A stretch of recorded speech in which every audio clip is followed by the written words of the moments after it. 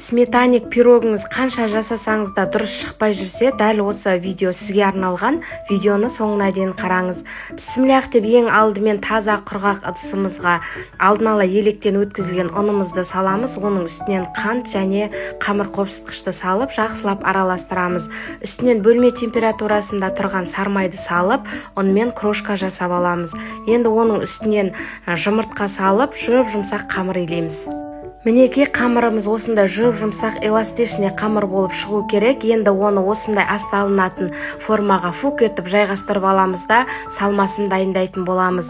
Салмасына таза құрғақ ыдысымызға 20% қаймағымызды салып аламыз. Оның үстінен қант ұнтағы және 2 жұмыртқаны салып, біркелкі масса болғанша араластырамыз.